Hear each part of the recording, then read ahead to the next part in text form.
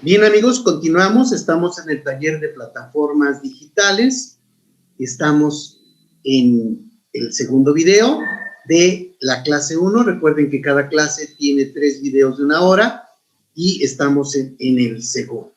Bien, nos quedamos con la parte en donde decíamos, hay una persona que tiene su Uber, eventualmente ya se dio cuenta que no necesariamente es negocio, y quedamos de ver si alguno de ustedes tiene alguna solución o vemos ahorita cuál es lo que tendríamos que hacer.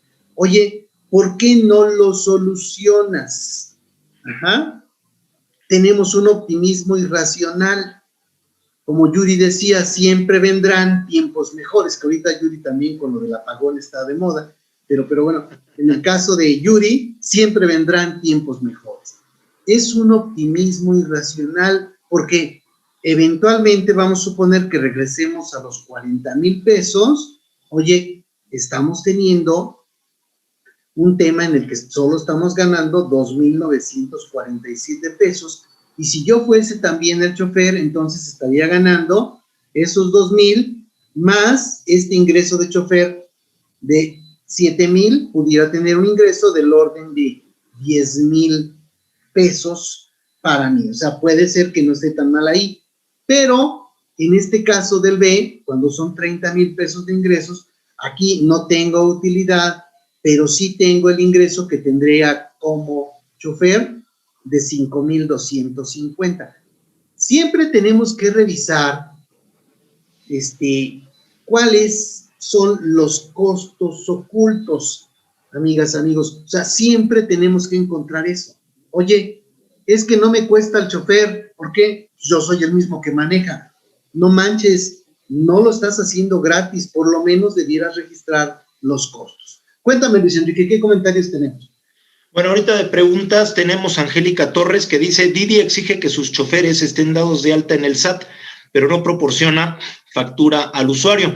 Bueno, aquí entendemos que a lo mejor se refiere a que si el prestador del servicio no emite la factura, pero porque a lo mejor el usuario no pidió su factura con RFC, ¿no? Sin embargo, como ya comentábamos en la primera parte de este módulo, bueno, pues lo que hace la plataforma es que genera la factura de público en general. Entonces, esos viajes que no están registrados o que más bien no fueron solicitados una factura con un RFC en específico, van a formar parte de este gran total de público en general. O sea, si él tuvo operaciones, vamos a suponer que unas las pagaron con tarjeta de crédito, otras las cobró en efectivo, pero todos los viajes que hizo con la plataforma forman parte de la base de la comisión que le va a cobrar Didi.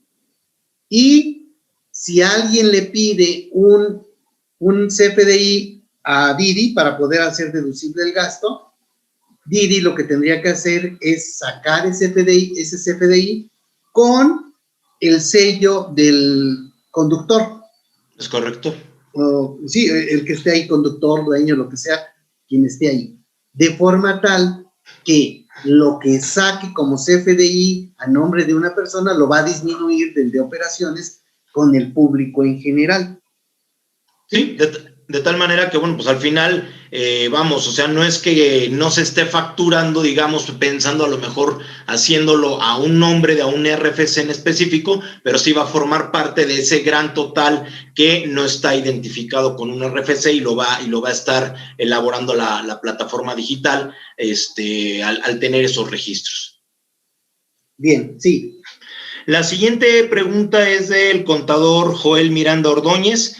Dice: las plataformas digitales como Amazon, Mercado Libre, ¿qué comprobantes están emitiendo para reflejar cuál es la base de las retenciones? Y nosotros, ¿cómo le demostramos a la autoridad que estamos acreditando la cantidad correcta? Bueno, primero, digamos, si estamos hablando, entendemos que a lo mejor se está refiriendo, contador, si nos confirma, a la constancia que emite como tal cada plataforma por el total de las operaciones, que igual, como sucede en el caso de lo que es los de transporte terrestre, bueno, pues la plataforma tiene un registro de todos los ingresos totales que se obtuvieron por las ventas y Por un lado, bueno, el vendedor en este caso tendrá la obligación de tener que emitir la factura con el RFC de la misma manera como lo comentábamos, por cada venta que así se lo requieran con un registro federal, o va a formar parte o tendrá la obligación de emitir la factura de público en general, es decir, que queden integrados ya sea con RFC o con público en general el 100% de las operaciones. Y por el otro lado, lo que va a acreditar ante la autoridad o el documento que va a soportar para efectos de los cálculos que tenga que presentar, si tiene que llevar a cabo una declaración adicional para registrar ventas obtenidas o cobradas directamente de los usuarios, o que sean los para efectos de pagos provisionales. Bueno, pues en ese sentido, esa constancia es la que va a marcar la base correspondiente para ISR, para IVA y el importe retenido total en cada mes que corresponde. Entonces, ese sería lo que le tendría que estar conservando, y este comprobante, si no lo obtiene la persona física, que no se lo entregue la plataforma, puede ingresar al repositorio del SAT, y en el mismo hay un módulo en la parte superior derecha donde dice descarga de CFDIs de retenciones, y busca por mes los comprobantes que le hayan emitido, y dice incluso CFDIs de retenciones emitidos o recibidos, ingresa a los recibidos y ahí va a ver todos los comprobantes de retenciones que le hayan emitido las distintas plataformas para poder obtener el documento que va a amparar esas retenciones. Fíjate que ahí sí puede haber varios asegúnes que tendríamos que entenderlos para no caer en un error por no darnos cuenta. En este caso, dijo Mercado Libre, ¿verdad? Dijo Joel Mercado Libre. Sí, es correcto. En Mercado Libre, haz de cuenta, Joel, lo que tú haces es que vendes ahí bienes. O sea, vamos a suponer que estás vendiendo algunos muebles, y entonces, cuando tú vendes el mueble, Mercado Libre no tiene tu sello para facturar. Es diferente para cuando estamos hablando de Didi o de Uber. Aquí lo que te dice Mercado Libre es, oye, hice una venta a tal persona y ya yo soy el responsable de emitir mi CFDI con el público en general si es que no pidieron la factura, o si me solicitan la factura, tengo que enviar esa factura directamente yo, o sea, no directamente, no la plataforma como tal, porque ahí es un servicio en el que yo voy a facturarlo. O sea, yo no voy a tener una factura que diga Mercado Libre o Amazon en donde me vendieron una cama, no, va a ser una factura de tu empresa, ¿de acuerdo? Aquí el tema es que Mercado Libre, por todas las ventas que se hicieron vía la plataforma, él me va a expedir facturas, vamos a suponer, por 10,000 pesos masiva. Esos 10,000 pesos masiva me los está facturando porque al final lo que hubo de ventas fue de 40,000 pesos. Ahora, tú debiste haber tenido las facturas que emitiste directamente a los clientes y la diferencia como operaciones con el público en general. Oye, ¿qué crees? No lo hice, yo pensé que el SAT no se iba a dar cuenta. Bueno, el SAT sabe, y ya olvídate de una persona, sino que el sistema sabe que tú tuviste ingresos por 40,000 pesos y nada más facturaste 2,000 pesos en el mes. ¿Qué crees? Que te va a llegar la pregunta, ¿no? Ahora ya ni siquiera es un requerimiento, sino más te van a pedir la aclaración. Oye, ¿por qué si vendiste 40,000 pesos en Mercado Libre, solo facturaste 2,000? Revísale y corrígete, güey, o sea, hasta ese punto se puede llegar, o sea, se llega, o sea, realmente aquí el problema es ese. Ya no estamos tratando con personas, estamos tratando con inteligencia artificial, aunque suene así medio locochón el término, es el punto. Yo estoy pensando en la época de Excel y el SAT está en el mundo digital o en el mundo ya de la inteligencia artificial, y entonces pues me va a dar en la torre y puede ser que ni siquiera haya detectado que yo tenía el problema. Entonces, sí se puede dar cuenta que está ese tema ahí y me lo va a requerir y pues me va a dar en la torre. Sí, adelante, Luis. Sí, gracias. Dice Daniel C., si solo se tiene un auto para empezar a trabajarlo tú mismo, ya que tener un chofer no conviene. Bueno, yo creo que ya con lo que tú estabas ahorita comentando, maestro Javier, la parte, ¿no? De estos costeos, porque al final del día, bueno, pues también es un tiempo que uno está invirtiendo y es también pues ya lo llevamos un desgaste también corporal, ¿no? Entonces, pues que también incide también en que es tiempo que uno está necesitando, pero bueno, finalmente es un ingreso que sí, lo está obteniendo uno, pero bueno, habría que valorar también el costo-beneficio, ¿no? En cuanto a los tiempos. Sí, aunque aquí valdrá la pena, me voy a regresar a los números del ejemplo. Vamos a suponer, Daniel, que tú dices, oye, pues yo le voy a entrar porque al fin y al cabo, en lugar de estar viendo series, ya las vi todas, voy a ponerme a hacer servicios, servicios de transporte. Yo tengo mi auto y mi auto, bien o mal, desgaste de depreciación, lo tengo, se use o no se use, de todas maneras se está desgastando mi auto. Por supuesto, si lo usas más, se desgasta más, pero bueno, no es tan relevante el punto. Lo que tendrías que estar pensando es que si tú ganaste, por ejemplo, 20,000 pesos de viajes en el mes, en realidad como chofer estás obteniendo 3,500 pesos. Vamos a poner este ejemplo del 16,000 pesos, considerando que Daniel no necesariamente le dedica tanto tiempo, tuvo 16,000 pesos de ingreso, tiene los costos de gasolina, tiene 2,800, digamos que él es el chofer, esos ya son 2,800 de él, tiene seguros, eso sigue pagándolos, pero aquí no quita la depreciación del auto, no quita otros gastos, y entonces pudiera decir que los costos realmente suman 11,160, paga sus impuestos. Aquí nada más es importante, amigos, que lo entendamos. Todos los ejemplos que hemos estado platicando es considerando que se va a impuestos definitivos porque no excede uno de 300,000 pesos al año. O sea, en el momento en que ya no puedo estar en esa opción, yo les diría, híjole, la verdad es que sí, suena como muy difícil que sea negocio porque muy probablemente el impuesto me va a comer, pero mucho más cantidad. Entonces, aquí tendrías, Daniel, 3,447, no quitamos la depreciación del auto y aparte tendrías la parte que sería el ingreso del chofer de 2,800. Bueno, pudieras tener 2,800 más 3,400, eso me da del orden de 6,000 pesos en el mes. Entonces, tú dices, ok, voy a chambear y voy a obtener esos 6,000 pesos al mes. Si empiezas a gastar más de 6,000 pesos, de hecho, cualquier persona que está gastando más de lo que gana, pues va a tener un problema, ni siquiera en el largo plazo, en el corto plazo.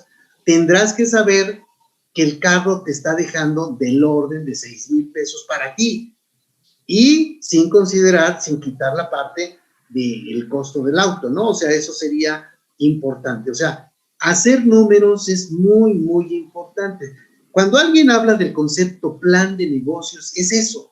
Lo que estamos viendo es como un plan de negocios. Oye, no manches, esto no es negocio. ¿Dónde lo viste? En el plan de negocios. Ok, pero yo tengo un cuate que le va re bien. A ver, enséñame sus números. Ah, ¿qué crees que ese cuate no está considerando? El costo de depreciación del auto.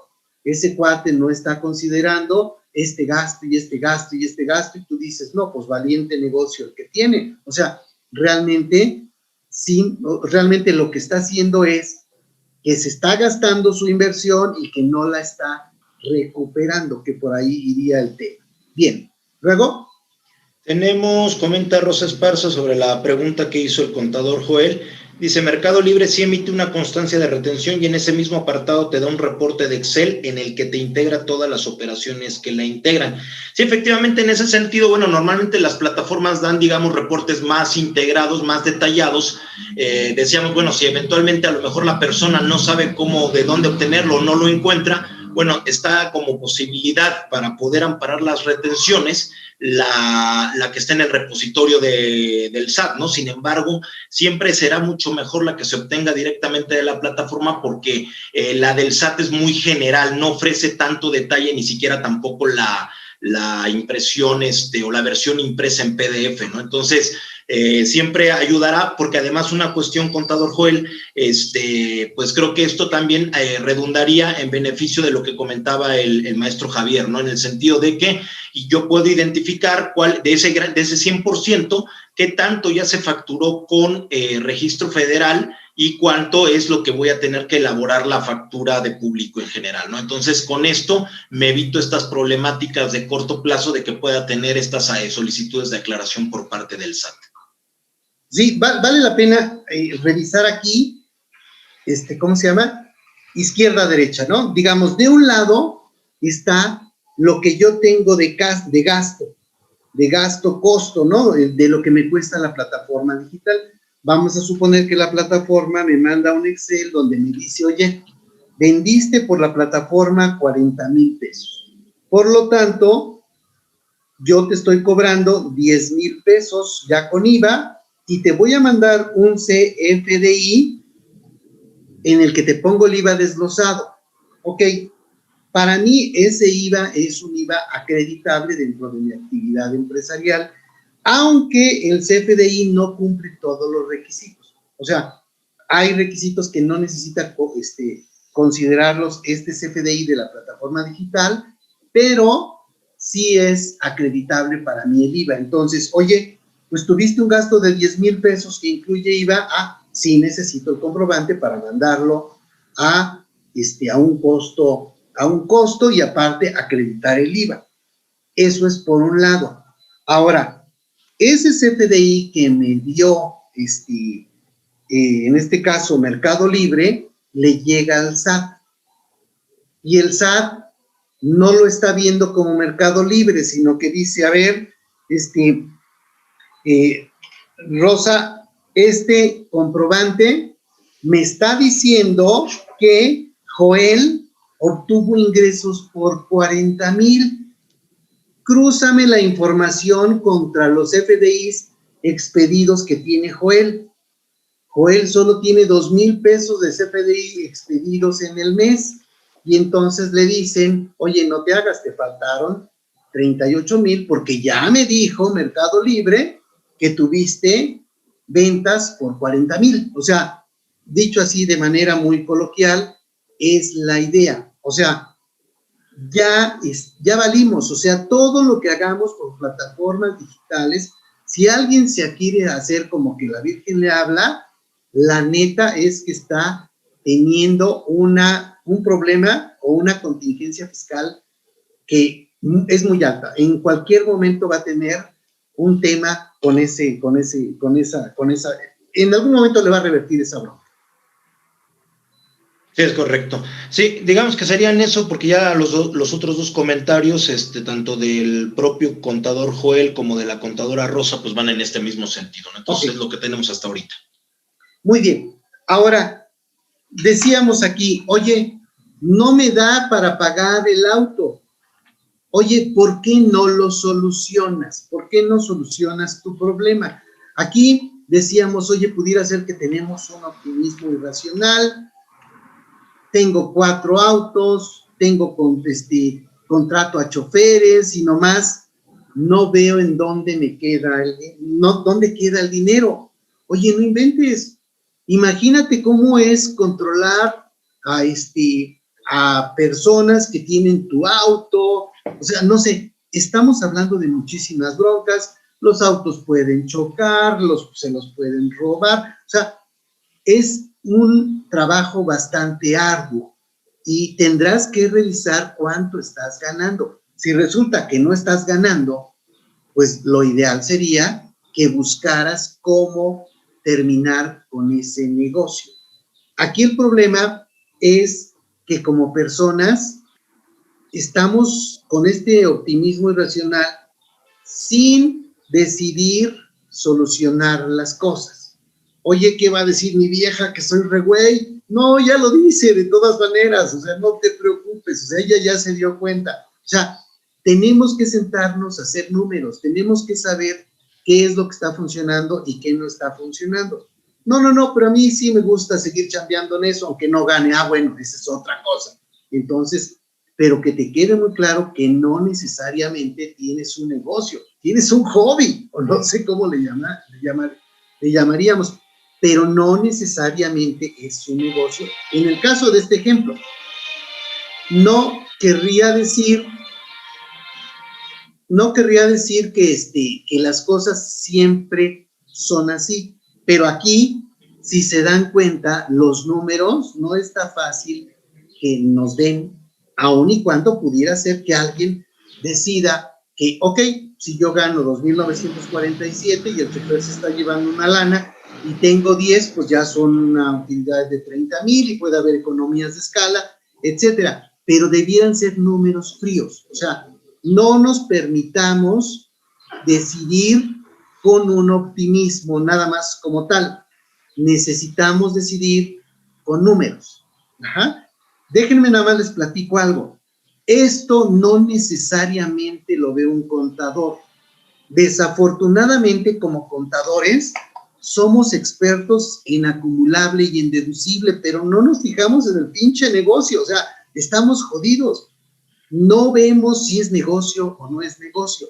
Entonces, tú, querido amigo, que estás viéndolo no como contador, sino como alguien que está tratando de ver un negocio, auxíliate del contador, pero hasta que no veas que realmente se está viendo el tema de negocio, al contador es difícil que lo saques del acumulable y el deducible.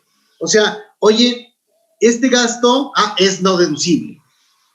Oye, espérate, ya nos pasamos aquí muchas horas hablando del no deducible y no sé si es negocio o no es negocio. Entonces tendríamos que estar cuidando qué es lo que pasa con este dato, un poquito, viéndole un poquito más allá de lo que tenemos con los datos. ¿De acuerdo?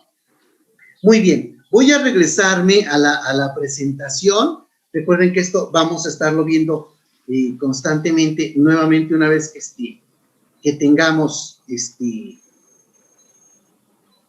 más comentarios, y ya tenemos aquí unos ejemplos que vimos. Bien, ya vimos los ejemplos, ya nos estamos sensibilizando de que el tema no está sencillo y que el cuate que tiene 5 Ubers, a lo mejor la verdad es que no solo no está ganando, sino que está perdiendo, y su inversión de los 5 autos se le va a acabar y no va a poder recuperarla en muchos casos. Bien, ¿cómo se paga el ISR en México? Vamos a ver la parte del sujeto, del objeto, un poco ya entrando a la parte de ver qué pasa con el ISR, de ver qué pasa con el IVA posteriormente.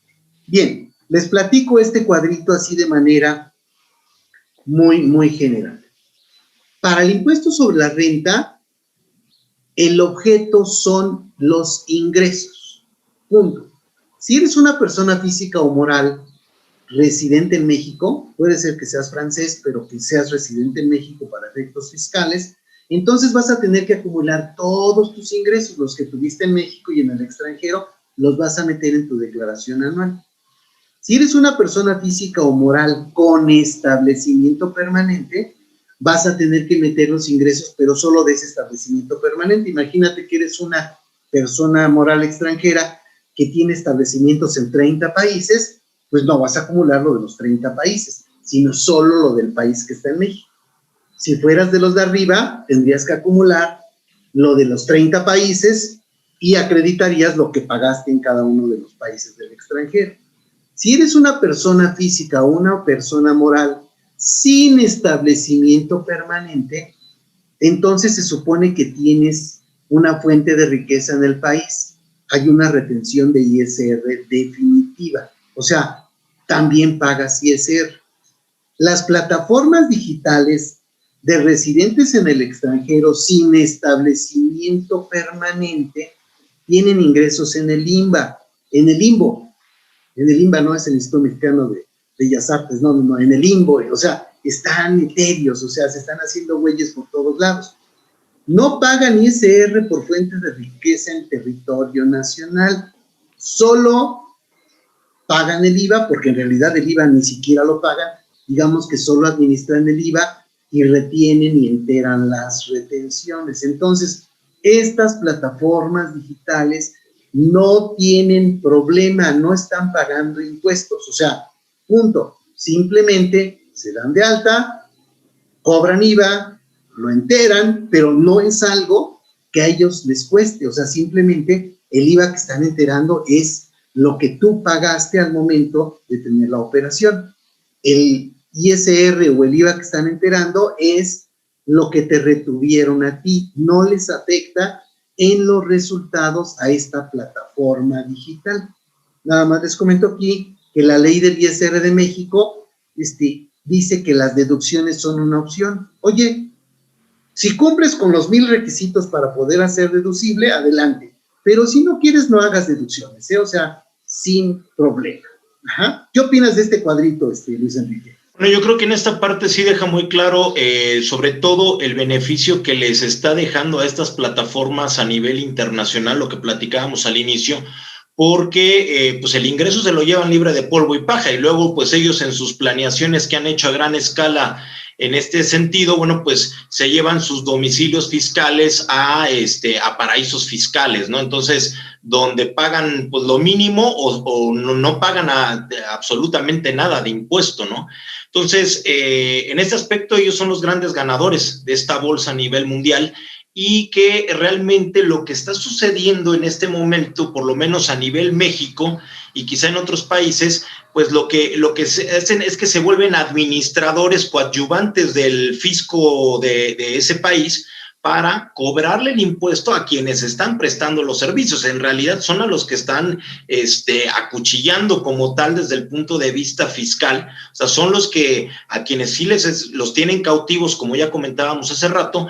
Pero, bueno, lo que se está buscando también, digamos, a nivel de la OCDE es la posibilidad de encontrar nuevas maneras por esta situación del establecimiento permanente, porque, bueno, primero, así lo establece la ley del impuesto sobre la renta en el título quinto, y lo que viene siendo la parte de lo que son los tratados de doble tributación, que en este sentido, bueno, pues en lo que son las actividades empresariales, pues terminan no siendo objeto, y dice, bueno, pues esto va a pagar el impuesto en el país en el cual tenga su domicilio la empresa, ¿no? El que está llevando a cabo las operaciones. Entonces, así como decíamos, al final se lo llevan a paraísos fiscales, entonces pues se van libres de polvo y paja estos ingresos en ese sentido. No paga nada. No paga nada. Entonces, realmente lo que están haciendo es que, como bien comentas, se registran con el fisco de ese país para efectos, por lo menos en el mexicano, así es como lo estamos viendo.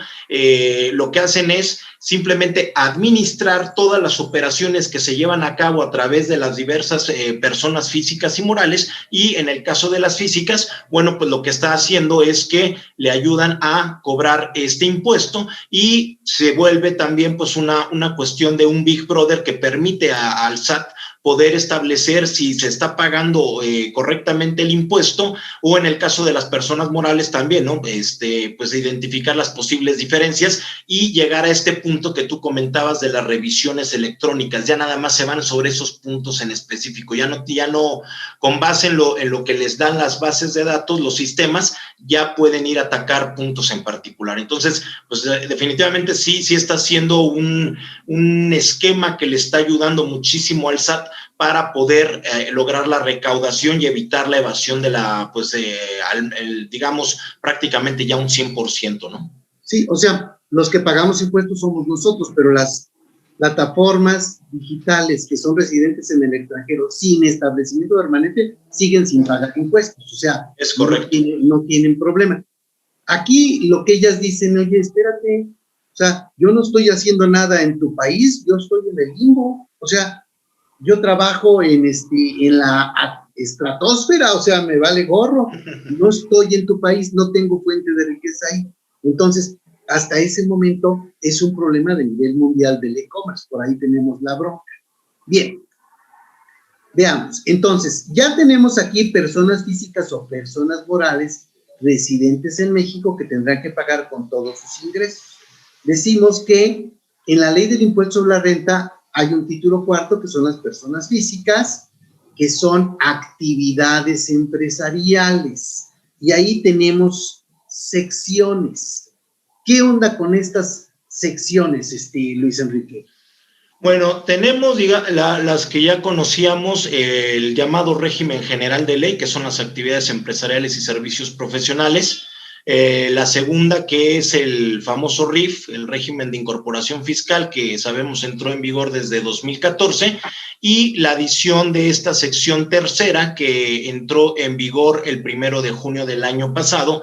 Entonces, lo que, no sé si ahorita, no recuerdo si en alguna de las láminas que viene más adelante, pues ya lo estaremos, digamos, para no anticipar, poder establecer, ¿no? Digamos, las diferencias, ya lo que se refiere en la parte de los ingresos precisamente provenientes de las plataformas, pero lo que está haciendo o el objetivo del fisco es, digamos, ya establecer lineamientos específicos que le permiten, en este caso, a las plataformas y a los perceptores que prestan estos servicios o que enajenan estos bienes, saber bajo cómo va a ser el pago del impuesto, ¿no? Y que ya estableceremos entonces cuándo va a ser definitivo y cuándo nos vamos a ir a lo que son pagos provisionales, que eso es lo que vamos a ver en las láminas siguientes. Está bien, pero danos un anticipo. ¿Dónde me conviene estar? ¿Dónde no me conviene estar? O sea, ¿dónde duele y dónde no duele? Bueno, ¿dónde estábamos perfectamente? ¿Cuál era el mundo maravilloso? El RIF, que tenía la posibilidad hasta mayo del año pasado, ¿no?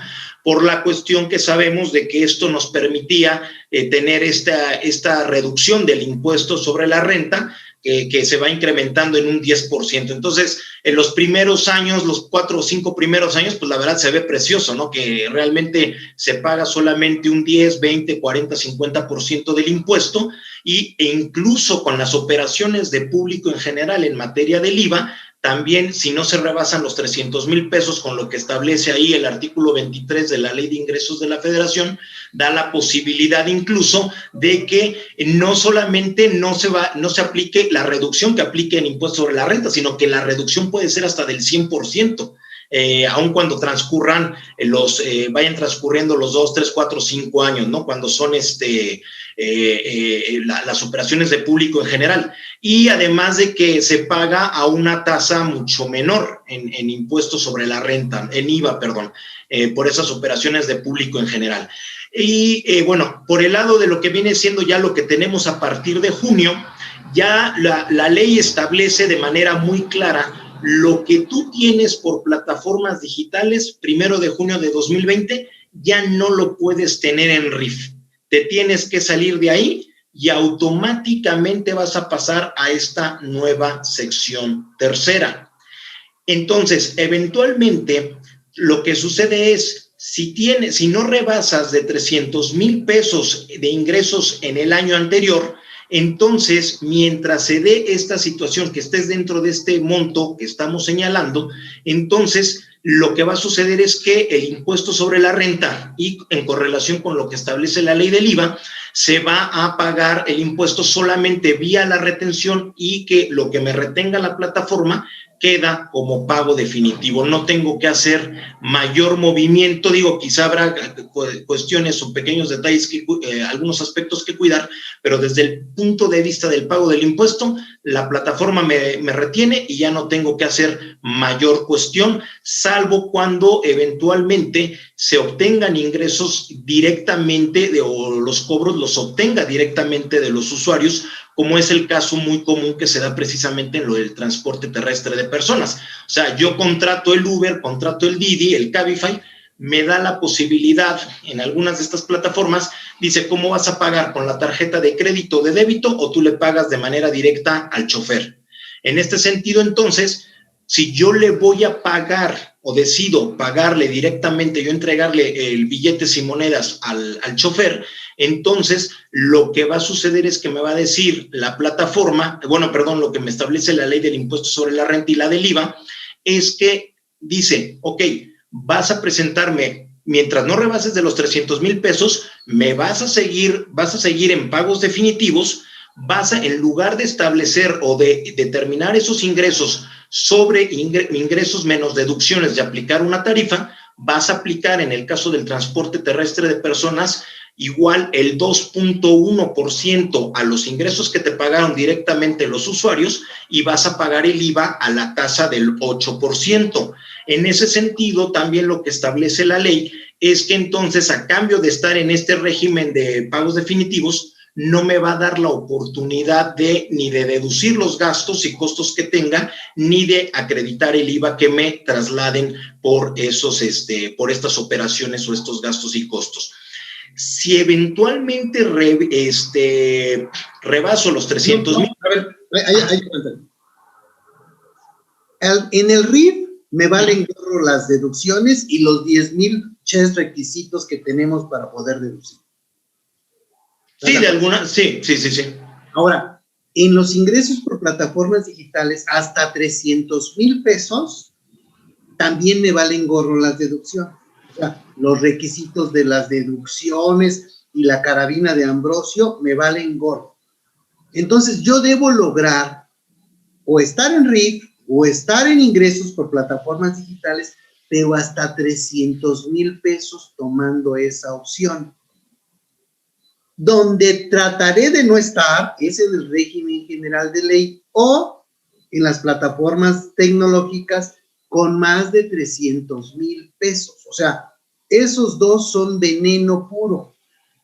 ¿Sí estás de acuerdo? Primero, tengo que cumplir con todos los requisitos de las deducciones y ahí me meto con la bronca con mi contador para hablar del deducible. Oiga, pero es que no pagó la gasolina con tarjeta de crédito.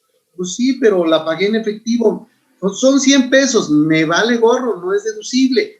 Y así nos la vamos a ir llevando con todo. Entonces, si tú, querido amiga, querido amigo, tienes un auto, tendrás que buscar que no pase de 300,000 pesos al año. Oye, voy a entrarle que sean más de 300,000, la idea es tener más. Bueno, ya tendrás que hacer unos ejercicios y te vas a dar cuenta que el madrazo que te va a llegar de impuestos te va a quitar más de lo que pudiste haber pensado que ganaste. Entonces, eso eventualmente nos lleva a una bronca. Pues ya está re fácil, está explicado. Aquí sí, pero menos de 300, más de 300 no, y aquí no. ¿Sí? ¿Coincides o no coincides? Sí, efectivamente. Y yo creo que independientemente de esta parte del régimen fiscal, lo que tú ya comentabas en los ejercicios que veíamos hace rato, creo que también eso es una situación que a veces, desgraciadamente, no solamente lo veríamos en un caso como el de plataformas tecnológicas, ¿no? Sino a nivel empresarial, micro y mediano, de forma muy generalizada en México. O sea, como que no se ponen a pensar o a medir que realmente el rendimiento de la empresa, si me está dando lo esperado, hasta que solamente están pensando o le dan peso a los impuestos, cuando en realidad no debería de estar yo considerando nada más la parte fiscal, sino verlo desde una perspectiva financiera para ver si efectivamente me está dejando lo que yo requiero. Porque al margen de que si cumple o no los requisitos y si es o no deducible, de todas maneras yo ya erogué esa gasolina aunque la haya pagado en efectivo. Yo ya erogué esos mantenimientos aunque no haya obtenido comprobante fiscal y entonces eso es lo que eso es dinero que va saliendo de mi bolsillo que yo ya no tengo para poderlo, ahora sí que para mi vida personal, ¿no? Como dueño del automóvil. Entonces, en ese sentido, creo que eso es lo que se tendría que estar considerando, digamos, ese costeo para poder verificar si efectivamente está siendo redituable la actividad como tal, ¿no? Ya si lo vemos desde una perspectiva fiscal, agregándole en este sentido estos costos como parte de ese estado de resultados que tú mostrabas hace rato, bueno, efectivamente, bueno, pues el 2.1, el 8%, bueno, pues es un costo mínimo, pero el hecho de que ya me paso yo a régimen general de ley, pues la tasa me puede ir, ya en 15,000 pesos ya se me puede ir a un 15, un 20%. Entonces bueno, ya... pudiera llegar hasta una tasa de ISR del 35% de la utilidad. Así es. ISR, entre más ganas, más pagas. Y va de 0% al 35%. Yo quiero decirte una cosa, cuando te cobran el 35%, tienes problemas hasta sexuales, o sea, realmente sí, tienes un problema muy grave, o sea, te dan en toda la torre. Sí, entonces de esta manera creo que es finalmente, bueno, me parece que creo que debería de reconsiderar la autoridad esta parte de el monto de ingresos. No creo que lo vaya a hacer definitivamente por lo pronto, pero sí creo que por lo menos debería de incrementar un poco esta cantidad, ¿no? Para poder hacer un poco más atractivo desde el punto de vista de reactivación de la economía, pues este régimen, ¿no? Pero porque sí, la verdad resulta demasiado caro, como ya lo hemos estado viendo en estos ejercicios. Entonces, creo que finalmente lo que sí debe de considerar el usuario, o mejor dicho, la persona que está prestando el servicio, pues es hasta cierto punto, pues cuidar este aspecto. Pues sí, me va a limitar, pero me sale un poco más barato seguir en el régimen de la sección tercera, porque en el momento en que me voy a régimen general, pues de por sí ya está muy acuchillado los costos, pues con esto pues ya me quedo fuera totalmente en cuanto a lo que, o sea, termino hasta poniendo yo de la bolsa, ¿no? A ver, ahí valdrá la pena también que platiquemos un poco. Oye, ¿cómo voy a llegar a esos 300,000 pesos? O sea, ahorita, para estar en 2021 dentro de ese chancecito que me deja hasta 300,000 pesos, más o menos, coméntanos qué debes sumar y en 2021, qué debes sumar, porque ahí tenemos una buena noticia. Sí, efectivamente, de entrada la ley establece, si mal no recuerdo, es el artículo 113b de la ley del ISR y en conjunto con lo que es el artículo 18M de la ley del IVA, dice, primero, si no rebasas los 300,000 pesos de la plataforma, entonces sigues en pagos definitivos. Después me dice, pero te doy chance de que obtengas ciertos ingresos adicionales a la plataforma para estar dentro de estos 300,000. Y entonces me dice, si obtienes ingresos por salarios más intereses, entonces se considera que mientras no rebases de los ingresos, no puedes seguir en pagos definitivos. Como que ahí resulta un poco confuso la redacción. Sin embargo, a través de una regla de miscelánea el año pasado dijo, ojo, para determinar estos 300,000 pesos es la suma de salarios más intereses más plataformas tecnológicas. Entonces, cuando ya lo esclarece la autoridad, dice uno, pues automáticamente muchos van a quedar afuera porque son los que tienen su trabajo a lo mejor en la mañana o en la tarde y en el otro mediodía, pues se dedican al Uber. Entonces, pues de facto, pues seguramente más de uno va a rebasar los 300,000 pesos y me tengo que ir al régimen general de ley. Sin embargo, a través de una regla de resolución miscelánea para este año, en la resolución 2021, si mal no recuerdo, la 1237, señala, ojo, para efectos de determinar esa limitante de los 300,000 pesos del año anterior, es decir, de 2020, y saber si rebasaste o no dicho monto y puedes seguir en pagos definitivos o no, vas a considerar únicamente los ingresos que obtuviste por plataformas digitales, considerando primero la fase que estuvo vigente del 1 de enero al 31 de mayo de 2020 y luego la segunda fase que estuvo del 1 de enero del 1 de junio al 31 de diciembre. Es decir, al final del día, lo que nos está diciendo en términos simples y llanos es, vas a considerar únicamente los ingresos que obtuviste por plataformas digitales y por lo pronto ahorita no vas a tomar salarios e intereses. Entonces, creo que en ese sentido sí es una regla que les ayuda bastante a los prestadores o a las personas que obtienen ingresos a través de este régimen, porque, bueno, pues de alguna manera ya nada más tienen que considerar los ingresos propios de las plataformas, ¿no? Entonces, creo que en ese sentido, pues sí, por lo menos, pues les da un buen empujón para poder continuar bajo esta modalidad. Sí, porque ese rato nos comentaba Daniel, dice, oye, pues yo mismo voy a manejar mi Uber y voy a obtener una lanita más. Sí, pero ¿qué crees? Le tienes que sumar lo que ya tienes de sueldo y entonces tu base de 300,000 se hace más chiquita. Y con esa regla nos dan chance de que no, espérate.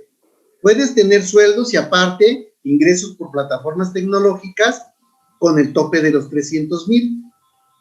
Para el 2021 hay una regla que dice que sí debes sumar plataformas tecnológicas más sueldos más intereses.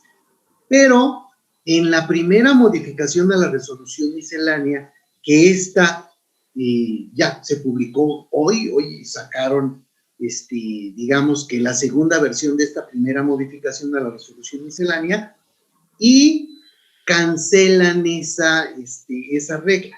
Entonces, dicen regla fulana derogada. Entonces, volvemos a tener en 2021 el chance de que podemos tener sueldos, intereses y plataformas tecnológicas hasta 300,000 pesos sin que los tengamos que sumar a las otras dos, las cuales son por demás una excelente noticia.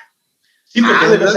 Está muy fácil ahorita ya irnos sobre las disposiciones, ya puede ser mucho más digerible para todos nuestros amigos. Déjame comentarte que algunas personas de las que nos hacen el favor de ver este taller no necesariamente son expertas en el acumulable y deducible.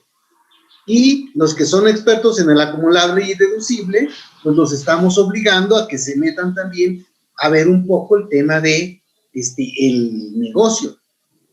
Sí, yo creo que eso también, digamos, como que estamos conjuntando varios elementos que permiten tener un panorama integral, ¿no?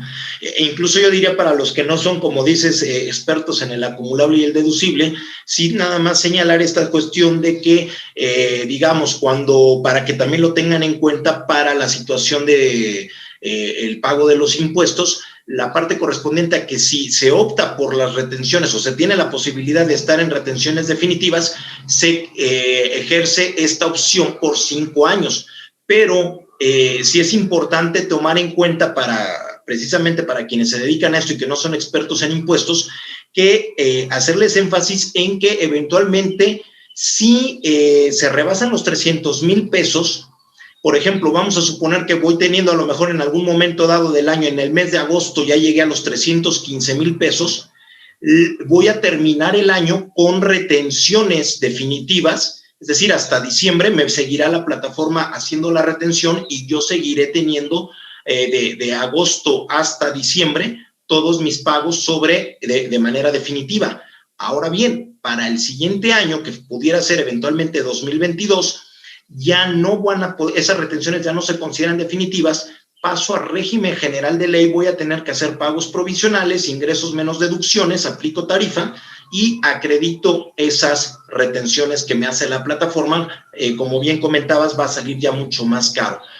Pero ¿qué pasa si, por ejemplo, en 2022 vuelvo a tener menos de 300,000 pesos y a lo mejor la persona va a decir, oye, ya para 2023 me quiero regresar nuevamente a pagos definitivos? Pues aquí así, como bien comentas ahora, la mala noticia para esa persona es que ya la ley no le va a permitir regresar otra vez al régimen de pagos definitivos. Es decir, ya no puede regresar a la sección tercera que diga solamente las retenciones son definitivas. Desgraciadamente, ya se casa con régimen general de ley, a menos que pues hubiera algún milagro de alguna regla de resolución miscelánea, que lo veo poco probable, pero bueno, pues solamente bajo esa tónica pues podría caber esa posibilidad. Pero con lo que tenemos hasta el día de hoy, ya la persona se quedaría de por vida en régimen general de ley. Y ahorita que estábamos viendo los Exceles, decíamos, este amigo tiene 4 Ubers, 4 autos, los tiene en Uber, los tiene en Gabify, los tiene en Didi, y en los 4 factura él. O sea, oye, no manches, él va a rebasar los 300,000 pesos, pero en chinga. no, bueno, no, en términos, ¿cómo se llama? De latín sería ipso facto. Se oye igual, pero sería ipso facto. Realmente él ya está perdiendo todo el chance fiscal que le pudo haber ayudado. Ya se fue al acumulable y al deducible y tiene una bronca por ahí muy, muy importante. No va a poder tener facilidades administrativas. O sea, ese sería algo que también tendríamos que tomar en cuenta en todos los casos. Sí, efectivamente, porque digamos, y además con todos los costos y controles que debería de tener de una manera mucho más precisa para poder conocer sus costos operativos y administrativos, porque de otra manera, bueno, pues ya vimos que con un solo automóvil, todo lo que implica con este Excel que vimos hace rato, bueno, pues ya multiplicado por 4, pues la verdad es que todavía pues se vuelve mucho menos atractivo, ¿no? Ya se quita todo el encanto. Así es. Ya a reserva de que ya nos vayamos a receso para entrar a la tercera hora y ver estas disposiciones. Aquí nada más, ¿cuál es, Luis Enrique, el mejor carro para pasar los topes? Pues es como la guitarra, la ajena. Es que no, o sea, tú tienes un auto, decía Daniel, yo voy a agarrar mi auto y voy a ir a hacer, ¿cómo se llama? Mis viajes de Uber.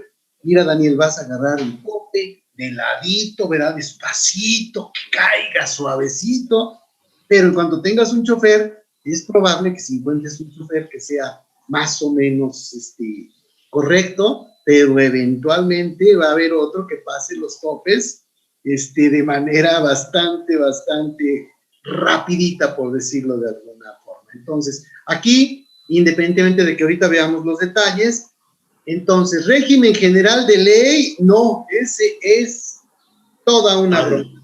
Tendré que acumular aquí lo que tengo de todos los capítulos de la ley y pudiera llegar a una tasa de ICR muy alta.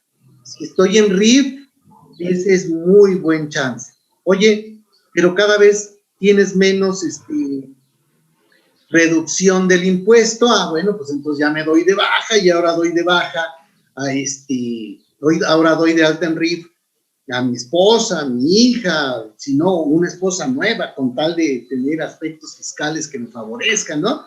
Y eso mismo de este lado, ingresos por plataformas tecnológicas, no pasar de 300,000. Oye, pero es que yo quiero comprar otro, quiero tener 3 Ubers. Bueno, entonces ya valiste, porque todo tu ingreso va a rebasar de los 300, ya no vas a tener esa facilidad, te vas a tener que enfrentar al acumulable y deducible y a la tasa de ICR que pudiera llegar al 35%, tienes que buscar que el acreditamiento del IVA te dé ese chance.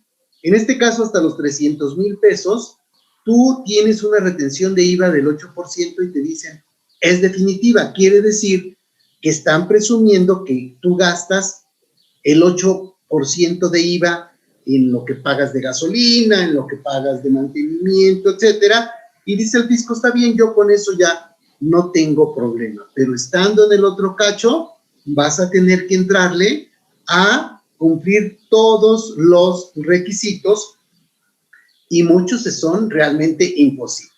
Muy bien, vámonos entonces a 5 minutos de receso. Por favor, incluyan sus preguntas, sus comentarios, es importante porque querría decir que sí entendieron.